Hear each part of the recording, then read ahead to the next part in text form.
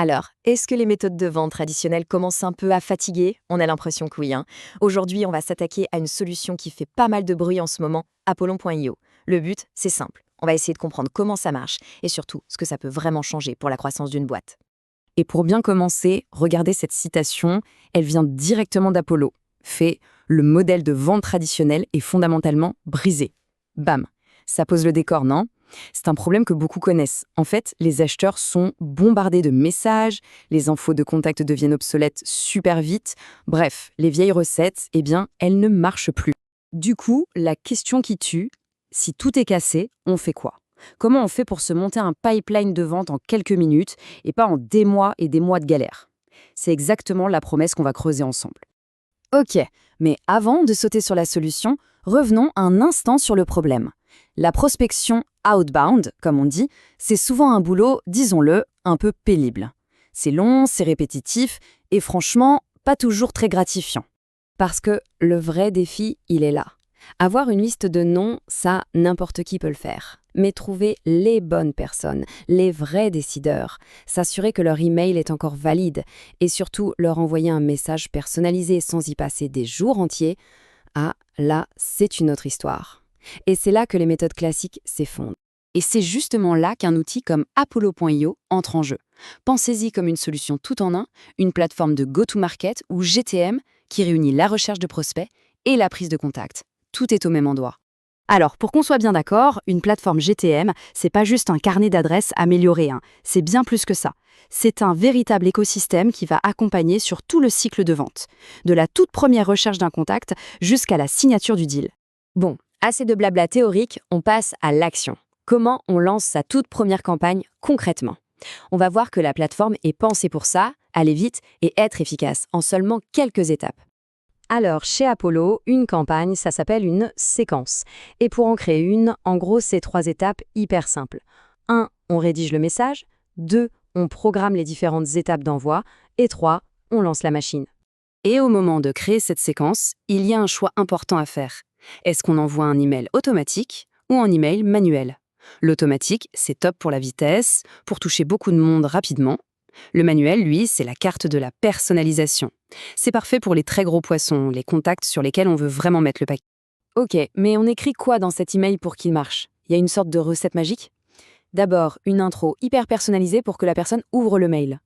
Ensuite, on ne parle pas du produit, on parle du résultat, de la transformation qu'on apporte. Puis, on ajoute une pincée de preuve sociale, un témoignage, un chiffre choc, quelque chose qui rassure. On finit avec un appel à l'action super clair, genre réserver un appel. Et la cerise sur le gâteau, si on peut, on supprime le risque avec une garantie par exemple.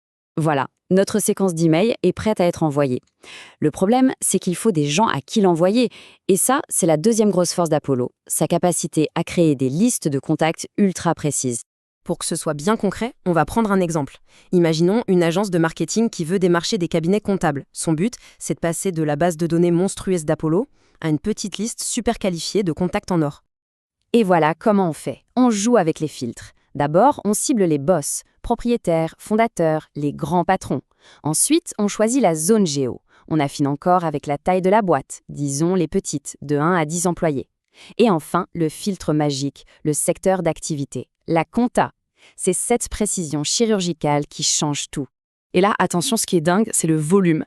Avant même de mettre tous nos filtres, si on cherche juste les décideurs aux États-Unis, on tombe sur plus de 3 millions de personnes. 3 millions, c'est juste gigantesque. Mais évidemment, le but, c'est pas d'arroser tout le monde. En ajoutant nos critères de taille et de secteur, on va tailler dans le gras pour ne garder que la crème de la crème. Et c'est là que la magie opère. Tout est connecté. On a notre liste de contacts parfaite, on la sélectionne et hop, on l'envoie directement dans la séquence d'emails qu'on a préparée juste avant. En 2 ou 3 clics, c'est parti. La machine de prospection est lancée. Bon, là, on a vu les bases. C'est déjà super puissant. Mais le vrai game changer avec Apollo, c'est quand on commence à jouer avec les fonctions avancées d'automatisation pour vraiment passer à la vitesse supérieure. Par exemple, il y a ce qu'ils appellent les sales plays, des stratégies toutes prêtes. Imaginez, en un clic, vous lancez une campagne pour contacter tous les décideurs qui viennent de changer de job, ou pour réactiver d'anciens clients. C'est un gain de temps absolument fou. Mais attention, un super outil sans la bonne stratégie, ça ne sert pas à grand-chose. Et ça, Apollo l'a bien compris. C'est pour ça qu'ils ne vendent pas juste un logiciel. Ils ont aussi toute une académie avec des formations pour devenir un pro de la prospection et pour vraiment optimiser ses campagnes.